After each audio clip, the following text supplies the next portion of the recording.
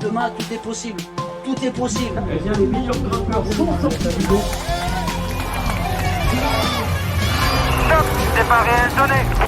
Salut à tous, Bordure enfile son maillot jaune pour 3 semaines avec un chroniqueur de luxe.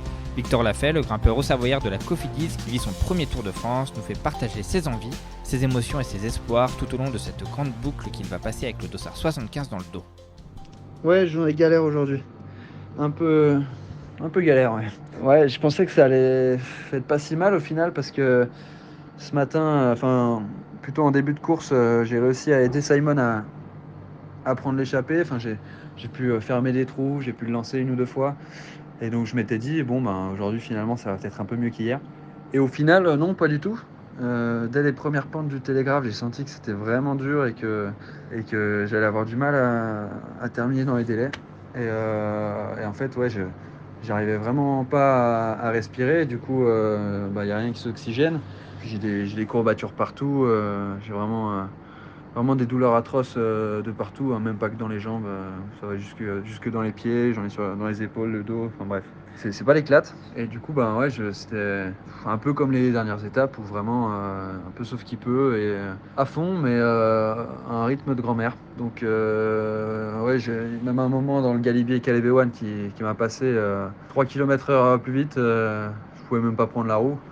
Alors quand tu vois ça, tu te dis merde, c'est vraiment que ça va pas. J'ai failli ne pas basculer en fait avec le dernier groupe Eto en haut du Galibier et je me suis vraiment fait violence pour les rattraper. Mais au final, je pense comme j'arrivais pas à respirer, je manquais vraiment d'oxygène. En plus, j'ai pas pu manger parce que quand je mangeais en fait, je manquais d'oxygène, donc il fallait vraiment que c'est soit manger, soit respirer, soit manger, soit boire. Enfin, je pouvais pas tout faire. Donc en fait je suis arrivé au sommet du Galibier pas lucide du tout. Donc dans la descente j'ai pas pu suivre le groupe. Et je me suis dit merde.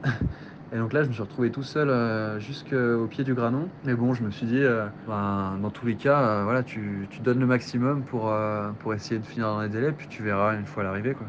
Et ça va, j'ai trouvé un petit peu de pêche au pied du Granon et j'ai pu monter les premiers kilomètres, je vais pas dire assez bien, mais plutôt pas trop mal. En tout cas mieux que les sprinters devant. Et donc sur la fin du Granon, j'ai rattrapé les derniers mecs du groupe Eto et je crois que je finis avant-dernier à 4 minutes des délais. Donc ouais, c'est pas passé loin. Je pense qu'il fallait pas que je sois complètement HS au pied du Granon parce que sinon c'était foutu. Mais voilà, je suis content d'être encore en course. C'est galère. Mais alors j'ai pas trouvé vraiment pourquoi. Mais je pense quand même avoir trouvé parce qu'il y a beaucoup de coureurs en fait qui se plaignent qu'ils ont du mal à respirer, à oxygéner, qui ont des courbatures aussi. T'en as d'autres qui ont même aussi des maux de gorge, etc.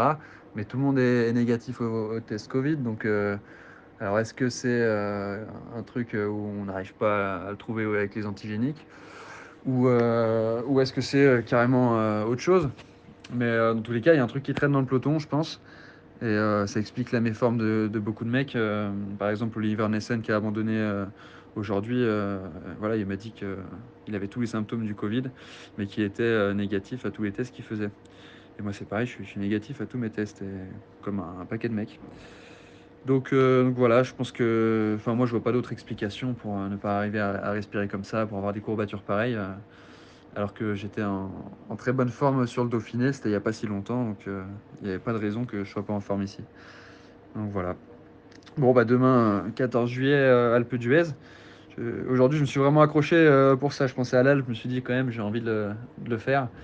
Et donc voilà, j'espère que j'arriverai à faire comme aujourd'hui, à finir dans les délais et puis à profiter du monde qu'il y aura dans l'Alpe. Allez, passe une bonne soirée et puis j'espère qu'on se retrouve demain soir pour une nouvelle chronique. Ciao.